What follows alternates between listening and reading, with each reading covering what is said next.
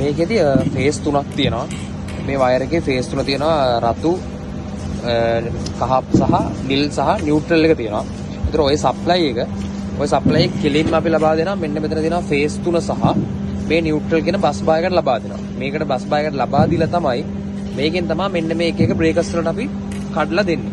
ඒ වගේම දැන් මෙතන තියෙන මේ සප්ලයි එකන පාත් එක තියෙනවානේ. ඔන්න ඔය සප්ලයි එකන පාත් එකට අපි මෙන්න මේ වගේ යූස් කරලා දෙනවා කරන්ට් ට්‍රාන්ස්ෆෝමර්ස්. මේ අලුත් CT වගේ. මෙන්න මේ CT හරහා තමයි මේක යන්නේ. ඒතකොට ඒ කියන්නේ අපි හිතුවොත් දැන් මේක කේබල් එකක්. දැන් මේ වගේ එකක් ගත්තොත් මෙන්න මේ විදිහට මේක හරහා තමයි යන්නේ. දැන් මේ CT එක හරහා අපිට මේ කරන්ට් මෙෂර්මන්ට් එකක් ගන්න පුළුවන්. ඇත්තටම මේ තියෙන අපේ සප්ලයි තුන හරහා තමයි CT තුන සම්බන්ධ කරලා තියෙන්නේ. ඒතකොට සප්ලයි තුන කියන්නේ ෆේස් තුන තියෙනවා. ওই ෆේස් තුන මෙන්න මේ CT තුනක් තියෙනවා මෙතන. ওই CT තුන හරහා ගිහිල්ලා මෙන්න මෙතන තියෙන L1 ෆේස් එකට, L2 ෆේස් එකට සහ L3 ෆේස් එකට ඒ වගේම නියුට්‍රල් එකට සම්බන්ධ වීමකට ලක් වෙනවා. ඊට පස්සේ දැන් මෙන්න මෙතන තියෙන අපේ සර්ච් ප්‍රොටෙක්ටර්. මේක ඇත්තටම ලොකු මැෂින් එකක් ගන්න. ඒ වගේ අපි සර්ච් ප්‍රොටෙක්ටර් එකක් අපි පාවිච්චි කරන සාමාන්‍ය අකුණු වගේ ආරක්ෂා කර ගැනීම සඳහා. හරි. එතකොට දැන් මේ තියෙන්නේ සර්ච් ප්‍රොටෙක්ටර් එකට ගිහිලා තියෙන වයර්ස් ටික. එතකොට එතනදී ෆේස් තුන තියෙනවා රතු, ඒ වගේම කහ සහ නිල්. ඒ වගේම මේ තියෙන අපේ නියුට්‍රල් ලයින් එක. කියන්නේ මේ නියුට්‍රල් එක සෙට් වෙනවා මෙන්න මෙතනට. ඒ වගේම මේ ෆේස් තුන මෙතන RYB විදියට කනෙක්ට් වීමකට ලක් වෙනවා. ඒ වගේම තමයි අනිවාර්යයෙන්ම ග්‍රවුන්ඩ් එකක් එන්න ඕන. ඒ ග්‍රවුන්ඩ් එක ඇවිල්ලා තියෙනවා මෙන්න මේ සෙපරේට් කේබල් එක දිගේ මේ.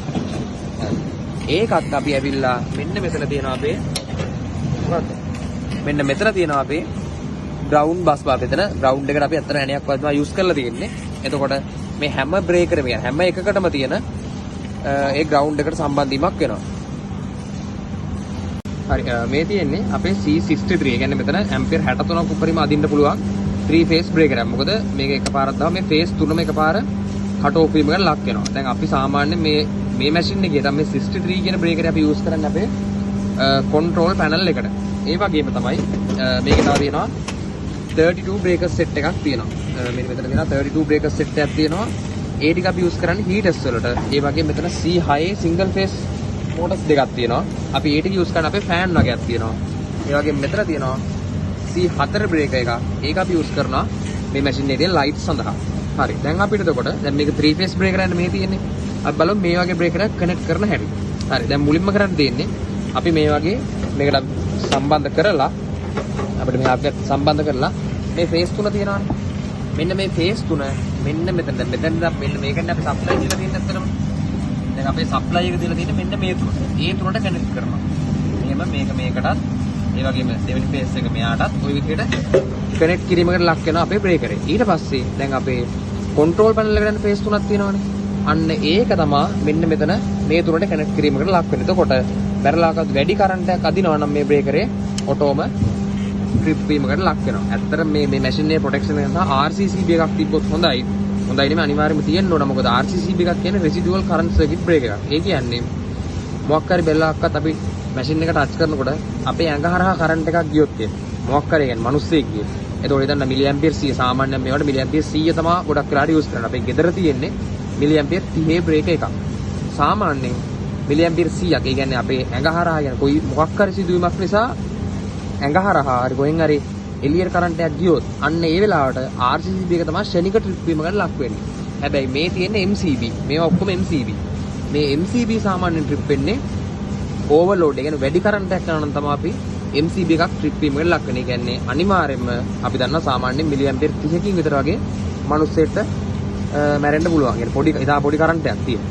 ඒ නිසා දැන් මේ වගේ මැෂින් එක සාමාන්‍යයෙන් අපි RCCB එකක් අනිවාර්යෙන් පාවිච්චි කරන්න ඕන. කොහේ හරි ෂෝට් එකක් තියලා මිනිස්සෙක් ටච් කරොත් එහෙම ඒ මිනිස්සගේ ජීවිතේ ආරක්ෂා වීම සඳහා. දැන් මේකේදී ඇත්තට මේ මැෂින් එක යූස් කරලා නැහැ. හැබැයි මේවා පාවිච්චි කරන අපි ඕවර්ලෝඩ් එක කියන්නේ වැඩි කරන්ට් එකක් ගියොත් ප්‍රොටෙක්ෂන් සඳහා. ඊට පස්සේ මෙන්න මේ ටික අපි දෙනවා අපේ කන්ට්‍රෝල් පැනල් එකට. ඒ වගේම තමයි දැන් මෙතන තියෙනවා 32 බ්‍රේකර් සෙට් එකක්. ඔය වගේ මොකද කරලා තියෙන්නේ? ඔය වගේ කනෙක්ෂන් ඔක්කොම ඒ කනෙක්ෂන් ඔක්කොම මේ ෆේස් තුනට දුන්නා. ඒ වගේම මෙන්න මෙතනින් අපේ ඒ අදාළ හීටර් එකට යවන්න පුළුවන්. ඒ වගේ මේ තියෙන්නේ මේවා සිංගල් ෆේස් නේ. මේවා තියෙන්නේ මේක නම් 2 පෝල් එකක්. ඒ වගේ මේවා මේ සිංගල් ෆේස් එක. ඒ තියෙන සිංගල් ෆේස්. ඒකෙදි කරන්නේ එක ෆේස් එකයි. මොකද අපි දන්නවා ලයිට් වල යන්නේ ෆේස් එකයි නියුට්‍රල් එකයි. එතකොට දැන් මේකෙන් ෆේස් එකක් යනවා. හිතන්න අපි මේ ෆේස් එක දුන්නා කියලා මේකට දීලා මේ ෆේස් එක යනවා කියලා ලයිට් එකට. ඒ වගේම අපේ නියුට්‍රල් එක තියෙනවානේ.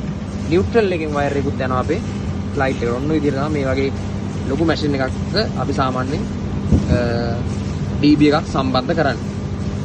ඒ වගේම මේ තියෙන ඉතා වැදගත් පාර්ට් එක තමයි අපේ සර්ච් ප්‍රොටෙක්ට් එක. මම ඊළඟ වීඩියෝ එකෙන් ඒක ගලවලා පෙන්නන්නම්.